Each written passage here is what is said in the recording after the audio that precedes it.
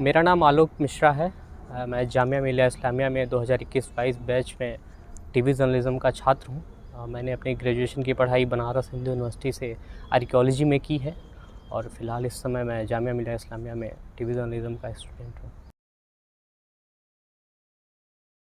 देखिए, PG diploma in TV journalism में हम लोगों की जो पढ़ाई होती है, इसमें टीवी जो कैमरा होता है, कैमरे के सामने और कैमरे के पीछे एक न्यूज़ जब आप देखते हैं तो उससे जुड़ी हुई जितनी भी चीज़ें होती हैं, चाहे वो आउटपुट की हों, चाहे इनपुट की हों, चाहे वो कैमरा से रिलेटेड चीज़ें हों, चाहे एडिटिंग से रिलेटेड चीज़ें हों, चाहे पत्रकार अगर रिपोर्टर ग्राउंड रिपोर्टिंग करता है तो उस रिपोर्टिंग से जुड़ी हुई जितनी भी बारीकियाँ होती हैं, कैमरे की जो बारीकियाँ होती हैं, लाइट की जो बारीकियाँ होती हैं, अलग अलग जो बीट होते हैं पत्रकारिता के, जैसे आर्थिक बीट हो गया या फिर पॉलिटिकल हो गया, कैसे बीट को कवर करना है, इस तरीके से मतलब सारी चीज़ों का एक समग्र अध्ययन हमारे यहाँ कोर्स में है पूरी।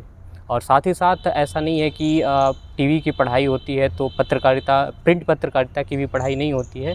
इसके कहीं न कहीं एक छोटे से अंश के रूप में हिंदी पत्रकारिता की भी पढ़ाई होती है। चूँकि हम देखेंगे टीवी जर्नलिज़्म लेट 90s और 80 से शुरू हुआ था। इसके पहले की जो चीज़ें थी सब प्रिंट में ही होती थी, तो पत्रकारिता का इतिहास भी पढ़ाया जाता है, उसमें प्रिंट की भी जानकारी हम लोग को थोड़ी दी जाती है।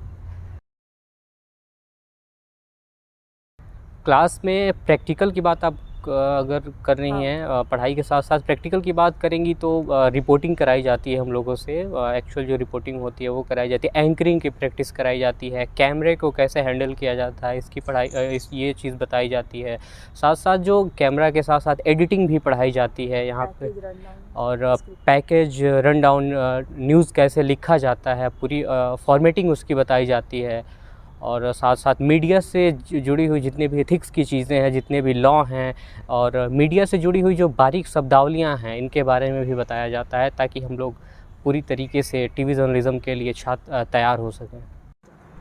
अब प्रैक्टिकल की अगर आप बात करें तो हमारे डिपार्टमेंट में ही एक स्टूडियो भी है, एक आर्टिफिशियल स्टूडियो बनाया गया है जहाँ पे लाइटिंग की व्यवस्था, एंकरिंग कराई जाती है। इसके साथ साथ प्रैक्टिकल में डॉक्यूमेंट्री और शॉर्ट फिल्म पे भी हम लोग को काम कराया जाता है। डॉक्यूमेंट्री राइटिंग क्या होती है, डॉक्यूमेंट्री कैसे बनाई जाती है, उसकी एक एक चीज़ को, उसका प्री प्रोडक्शन, पोस्ट प्रोडक्शन से जुड़ी हुई जितनी भी चीज़ें हैं, शॉर्ट फिल्म में भी ऐसे ही है कि उसके प्री प्रोडक्शन और पोस्ट प्रोडक्शन का तो, और इसका प्रैक्टिकल कराया जाता है। हम लोगों ने अपने कोर्स के दौरान ही 2-3 डॉक्यूमेंट्री भी बनाई और उसको सबमिट किया हमने। तो इस तरीके से मतलब प्रैक्टिकल अप्रोच पे ज़्यादा फोकस किया जाता है साथ साथ थ्योरेटिकल के। बेसिकली हमारा जो कोर्स है वो टीवी जर्नलिज़्म, चूँकि कोर्स है तो टीवी पर ही आधारित कोर्स है। टीवी जर्नलिज़्म, मीडिया से रिलेटेड जितनी भी चीज़ें हैं उसी पे ही मतलब आधारित ये कोर्स है। प्लेसमेंट पे तो मैं एक चीज़ बहुत यहाँ पे ईमानदारी के साथ स्वीकार करना चाहूँगा। देश की किसी भी मीडिया संस्थान में, चाहे वो प्राइवेट हो या फिर जितने भी बड़े-बड़े संस्थान हैं, इसमें आईआईएमसी का भी नाम है। तो मुझे ये लगता है कि जामिया मिलिया इस्लामिया देश का एकमात्र ऐसा विश्वविद्यालय है जिसमें मीडिया की जो पढ़ाई होती है, इतने सस्ते में आपकी पढ़ाई, और इतना बेहतरीन हमारी जो प्लेसमेंट कोऑर्डिनेटर हैं उनके लिंक्स इतने हैं, और वो इतना मेहनत से हम लोगों को प्लेसमेंट के लिए प्रयासरत रहते हैं। तो जिस तरीके से यहाँ पे कम फ़ीस में देश के बड़े-बड़े जो मीडिया हस्तियाँ हैं वो भी आके पढ़ाती हैं, तो ये सब चीज़ों को देखा जाए तो प्लेसमेंट का रिकॉर्ड यहाँ पे काफ़ी अच्छा है।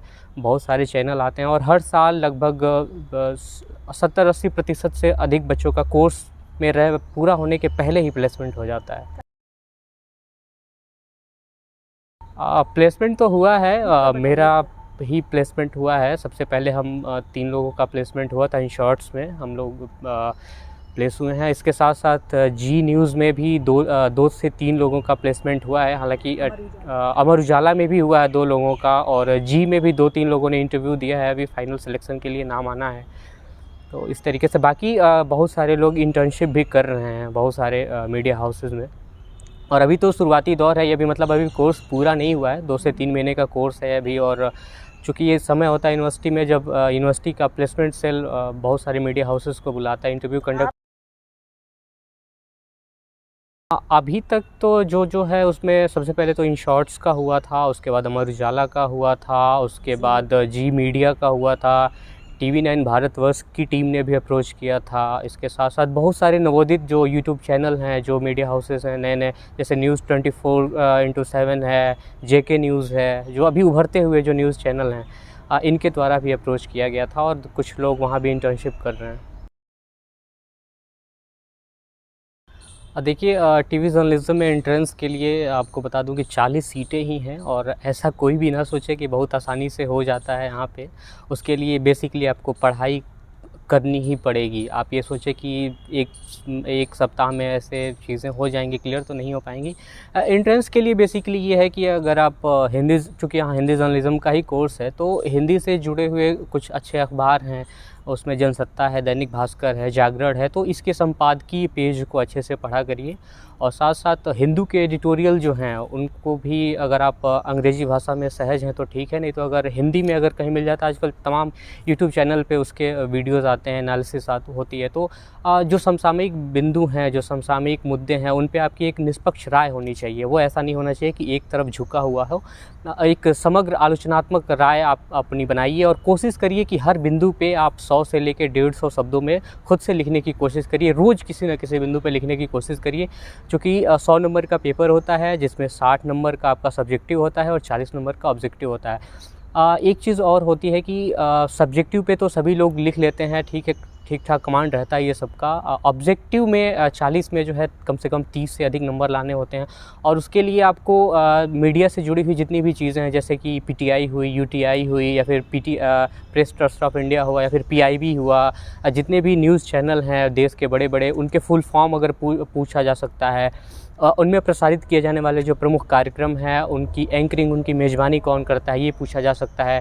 जो बड़े बड़े अखबार हैं, जो चैनल हैं, इनकी स्थापना कब हुई, इनसे जुड़े हुए जो कानून हैं वो किस सन में पास हुए थे। जैसे मुख्यालय कहाँ कहाँ है न्यूज़ चैनलों के, जैसे राइटर्स का मुख्यालय कहाँ है, पिछली बार पूछा गया था। द स्टेटमेंट कहाँ का है।